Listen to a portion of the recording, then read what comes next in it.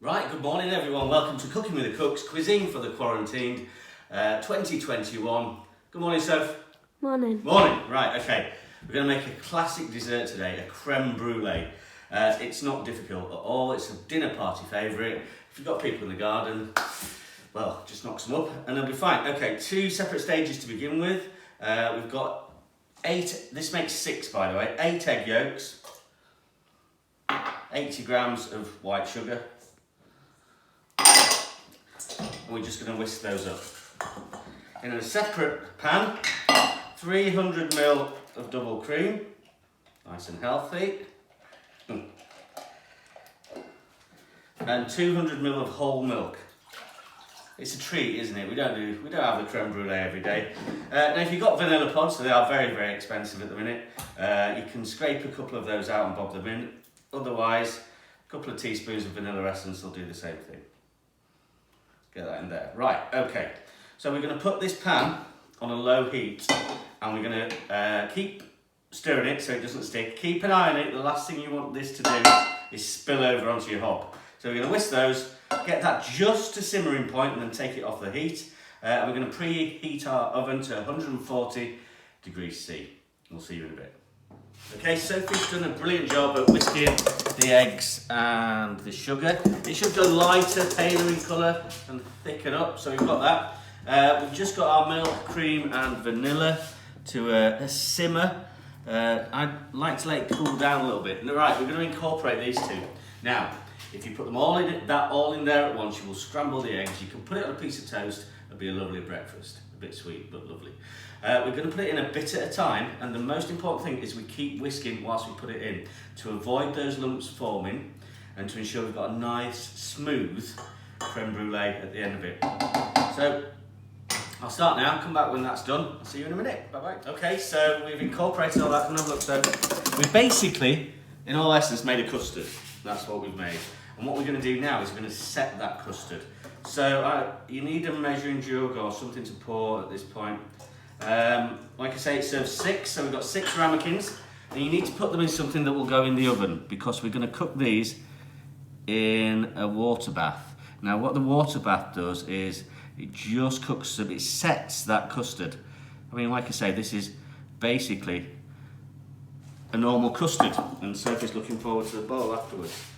So we'll top these up. And I've boiled the kettle. Just make sure they're sort of to the top. They're not going to rise or anything like that. They're just going to set. So get them to the... Now, a lot of people like to do this on the oven shelf, but you can't really see it if I do it on the oven shelf, so we don't spill any. But I think that'll do us. Now, with the water bath, then next you want to pour some water in. And the water should come about halfway up your ramekins. It doesn't need to go all the way to the top. So, can you see this, Soph?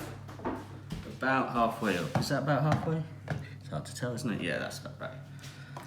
Okay, so they go in the oven for about 25 minutes. Now you'll need to check them. They need to be set, but there needs to still be wobbly because as they cool down, they'll set even more. So about 25 minutes at 140. Keep checking on them. We'll pop them in the oven now and we'll see you in about 25 minutes. See you in a bit. Right, 25 minutes gone. Turn the oven off. They've come out like this, so have a look at those, sir. Now, what we're going to do now, I'm just going to take them out of the water bath, but I'll just show you this one.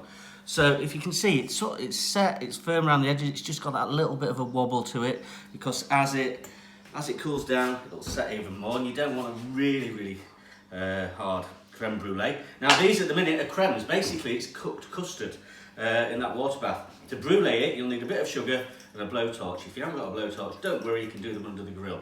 So now we're going to let them cool at room temperature. Once they're at room temperature, we're going to stick them in the fridge. They'll last 2 or 3 days in the fridge. Stick them in the fridge and we're going to brulee them when we need them. So come back later on this afternoon. Well, it's not for you, for us. And we'll get one bruleed and present it. See you in a bit. Bye-bye. Okay, welcome back. They've been in the fridge for a bit. Let's brulee one. I'm not going to do them all. So there's your creme. The next part is the brulee. So you need some sugar. Caster sugar or granulated sugar will be fine, actually. Get it on the top like that. Spread it about so it's nice and even. You can knock it back off into the... You don't need a massive coating. Make sure you get to the edges. And then we're going to brûlée. So, all we're going to do is keep twisting as well whilst we melt the sugar on the top. Get it to the edges. Just folding back crisp. So you get that nice caramel on the top.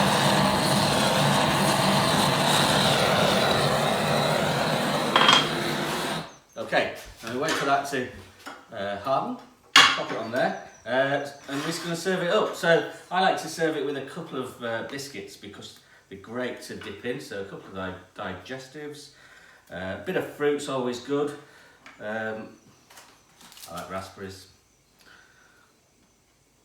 There you go, you can pop a couple on the top if you want, nice and healthy. There we go. So, ladies and gents, creme brulee. We'll dig into it in a minute once that caramel's hardened a bit. Let's have a look. No, it's still soft. But never mind. When it hardens, we might come back and do a little bit of a taste test. In fact, we will. See you in a second. Okay, 2 minutes later, come on, okay, so come and listen to this. Nice hard, crunchy top. Dig in. Oh, nice, soft creme. That's delicious. Okay, thank you all for watching. Creme brulee done. We'll see you this time next week. In the meantime, stay safe, stay home, and keep cooking. Bye bye.